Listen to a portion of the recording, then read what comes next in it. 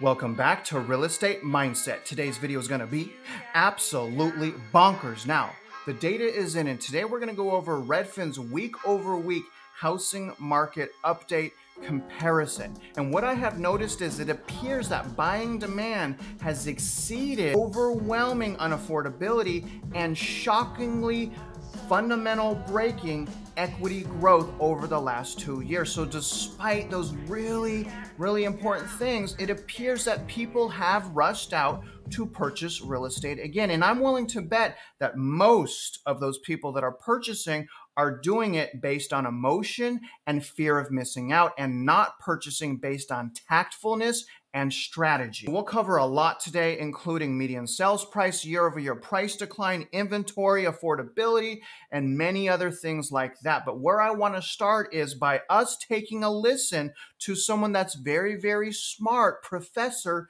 Shiller. He's going to go into his current views on the housing market. So if you have any doubts about the housing market crash, pay attention to what Mr. Shiller is saying.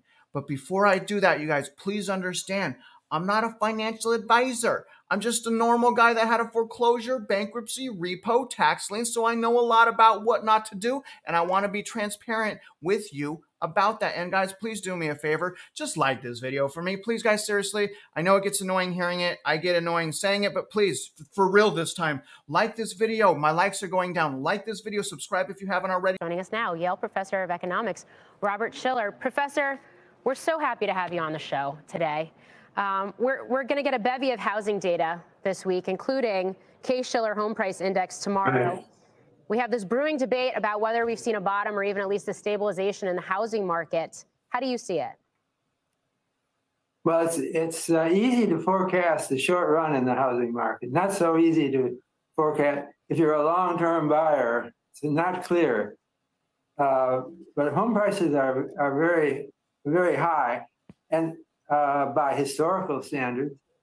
I would extrapolate the downturn somewhat. It's going to continue. Maybe if you have a chance to delay your purchase, it might be a good time to do it.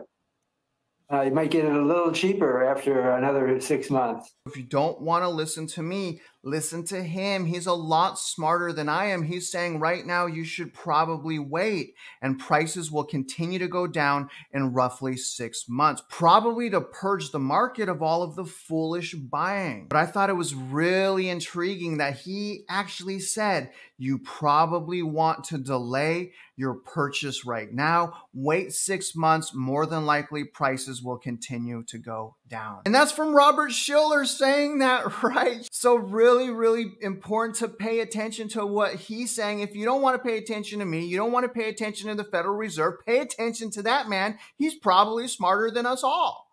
Either way, let's jump into the Redfin article. Housing market update, early stage home buying demand hits highest level since May. So I highlighted a few parts that I want to point out.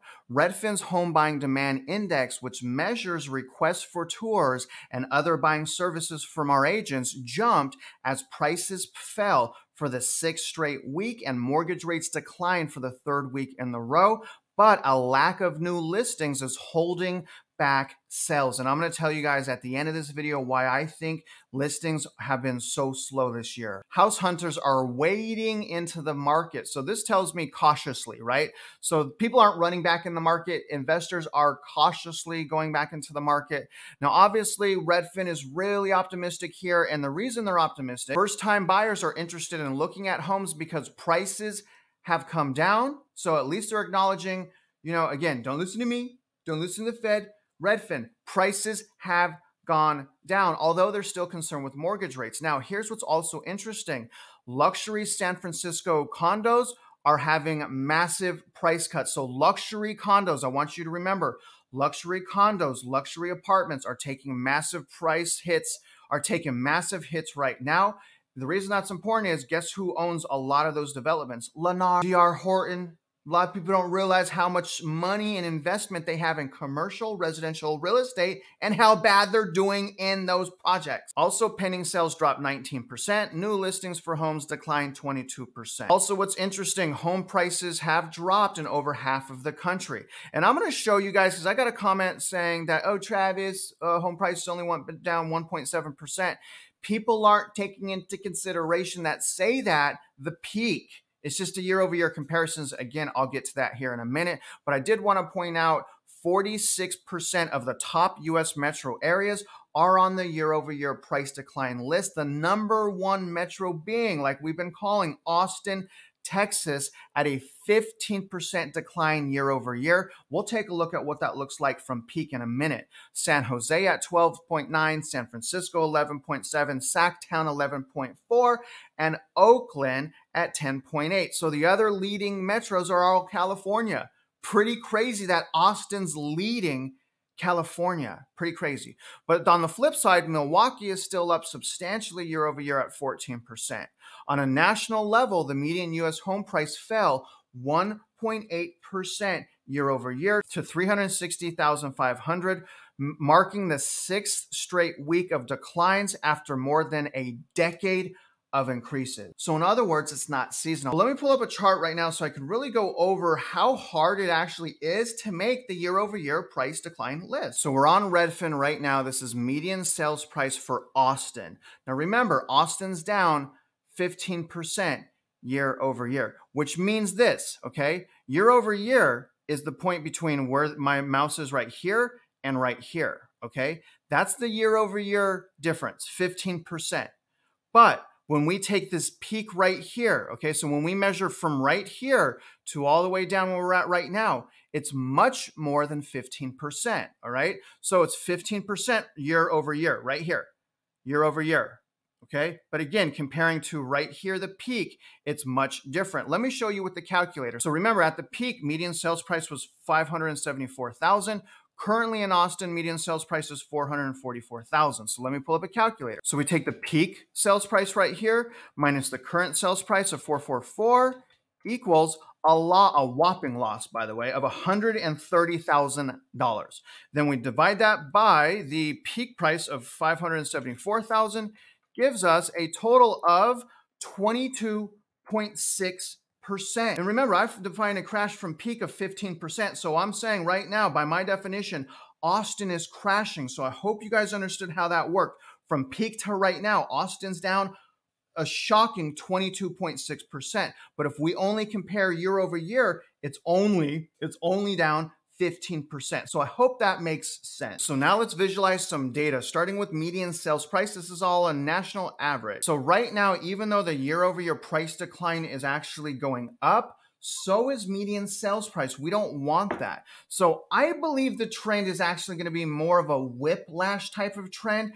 I think the market still has a bit of foolish buying. So again, I look at it as a bit of a whiplash situation where prices go up a little bit and then go down like this, okay? Like whiplash. And I expect it eventually to go under 2021. I don't know when it's going to go under 2021 or if it's going to go under 2021. But again, I see a whiplash effect as we get less and less well-qualified buyers, because y'all know you have to be rich right now to even buy a house. So again, that's what I'm seeing as far as median sales price. Now, if we look at median asking price, we can see this is trending up, all right? It's trending up. We don't want that to happen, but it is trending up, which basically tells me that sellers are still trying to get max dollar for their house, which is fine, right? And that's why the days on the market is exploding. It's telling us that the sellers have not learned the lesson, at least on the week over week basis. Now, here's my case in point, home buying mortgage payments. Now, when we were down here at $2,250, which is still super high, that's when the buyers started flooding back into the market. What were rates back then? Low 6% and into the 5%. So what it tells me is as long as payments are above, for the time being, $2,200 on average, we should be safe.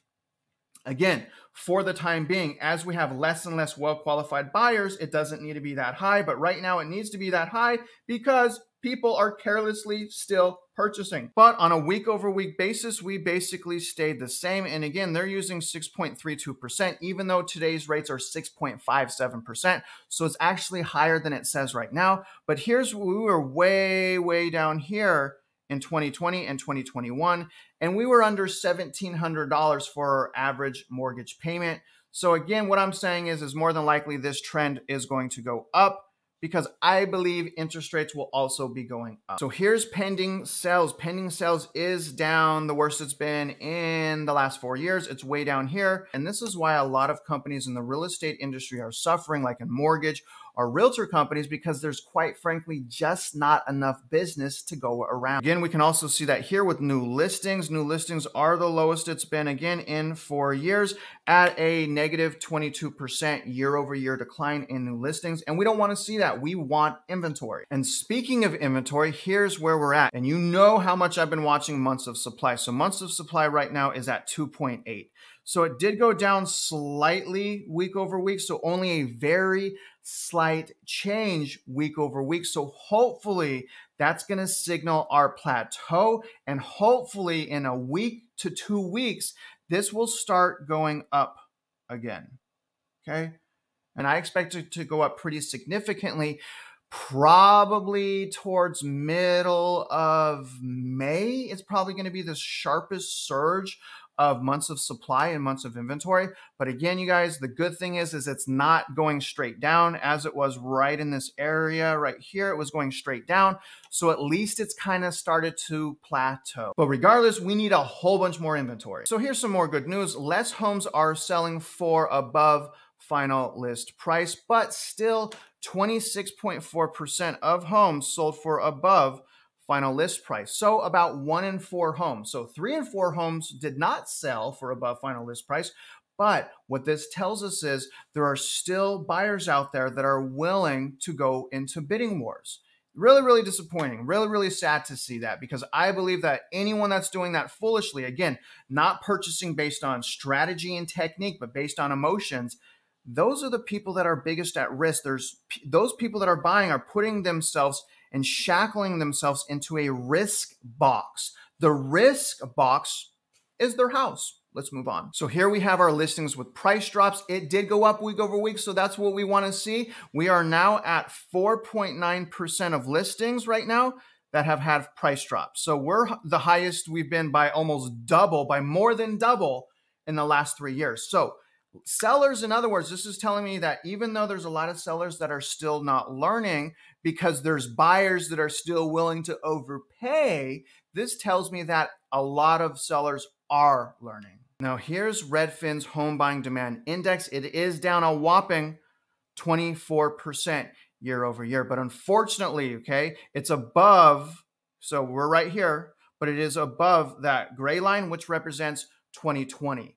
So we're still post-pandemic home buying demand right now. We need this to go down. And again, this is what I'm saying. It's going to go down because there's only so many people that can even afford to buy right now. But as we can see, demand has basically been going up for the last few weeks. In conclusion, I believe there's 3 reasons why we have a low amount of inventory right now. Now, number 1, we're still in low inventory months. Now, historically, generally in March, we have slight inventory increases. This March, we actually had decreases. But the number 1 reason we have low inventory right now is we're in low inventory months. Now, the second reason, in my opinion, we have low inventory right now is resale homes, mostly, as long as people purchase prior to 2022, have ridiculously low interest rates, including me. So number 2 reason. Now, here's the third reason. The third reason I believe we have such few inventory is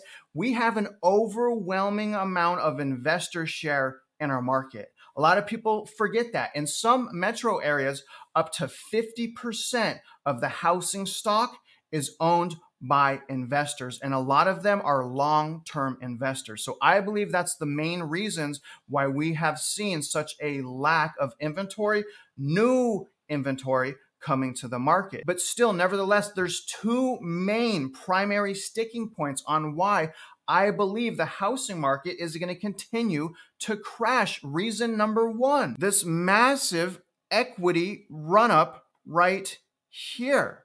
Okay, that massive equity run up broke all grounded fundamentals. All right, and you can see this goes back to 1986. This is median sales price from Fred. We had pretty much gradual increases, except right here we had a bubble, it went down, and then really gradual as well. But again, this massive run up in equity, okay, that's my primary reason number one. Now, primary reason number two, unaffordability. So we had massive run up in equity, and then number two, look at how high unaffordability is. Look at, we're at 33.2% of the average household income going to paying the mortgage. That's as high, and it was higher than our last crash. This is where we were at our last crash. So we're at the same as where we were our last crash. And the last time preceding that crash that we had such an unaffordability problem was right here in the 70s and the 80s. So those are two main points that I cannot get around. If someone can explain to me how both of those things are okay and how we could possibly get a soft landing, please comment below. But those are my main two sticking points. Now, other than that, y'all, I really hope that you guys got some new value, insights, and perspective in today's video. And if you're out there investing in real estate, you know I wish you luck, and I hope you win.